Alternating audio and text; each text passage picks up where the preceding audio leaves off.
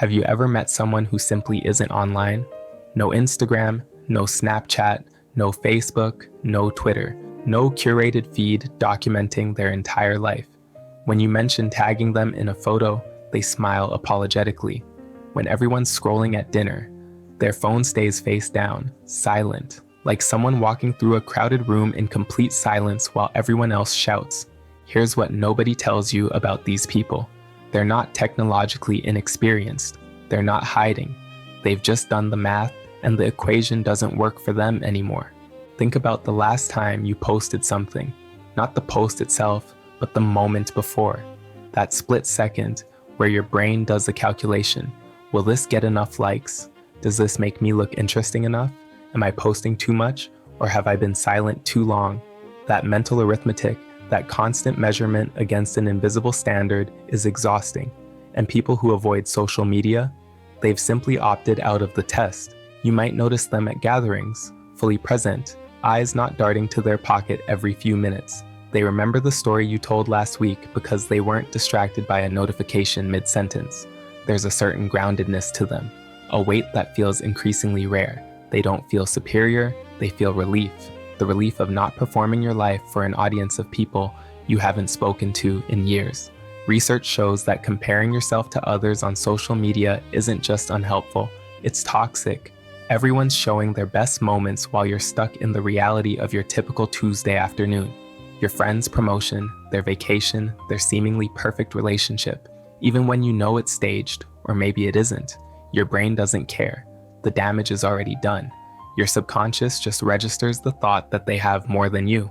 People who don't use social media have stepped back from that mirror. They've chosen to stop measuring their life against carefully edited versions of others. And the difference is visible.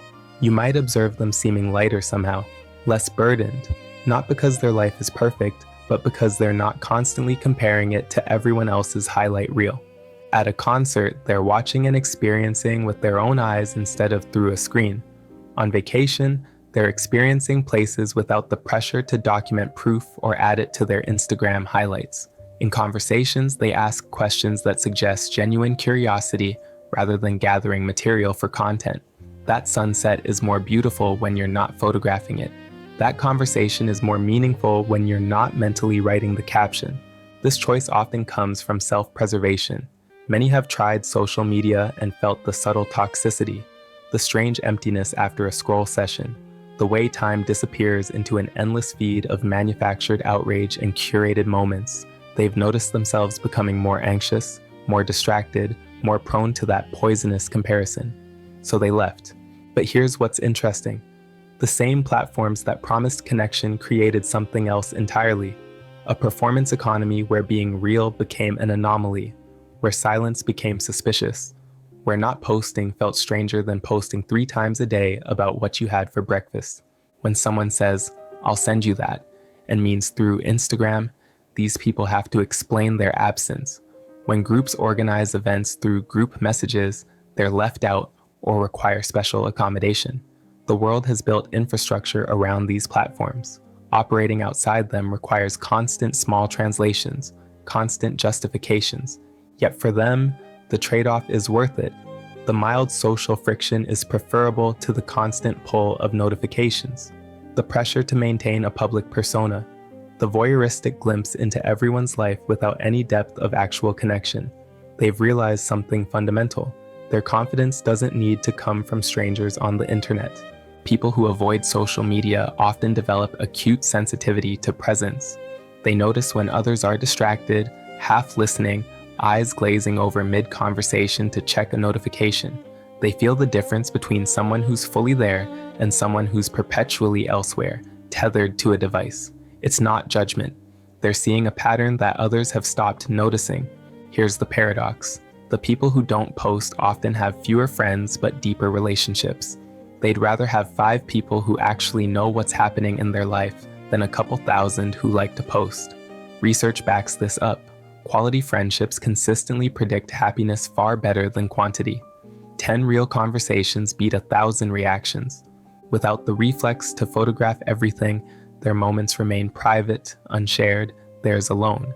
Without the constant input of others' opinions, Their thoughts have room to develop organically. You might notice them pausing longer before responding, as if they're actually thinking rather than reacting. They read books instead of threads. They call instead of text. They show up instead of sending a message. Sometimes glimpses of their world break through, a handwritten note arriving in the mail, a spontaneous visit instead of a text checking if you're free, a story shared over coffee that hasn't been workshopped for an audience. These moments feel almost nostalgic, reminders of how people connected before everyone was constantly reachable, yet somehow further away. Here's what most people miss. Choosing not to post isn't the same as hiding. It's not about fear, it's about power. It's saying, my private life is valuable enough that it doesn't need to be shared for consumption. It's realizing that some experiences get worse when you perform them. Ultimately, avoiding social media is an expression of both skepticism and hope. Skepticism about platforms designed to commodify attention. Hope that meaningful connection doesn't require digital performance. That identity can exist without constant documentation. That presence matters more than reach. When you step back, it becomes clear. These people aren't rejecting connection. They're rejecting the terms. They're saying, I'll connect, but on my terms, in real time, without the show. They're not missing out. They're the ones who figured it out first.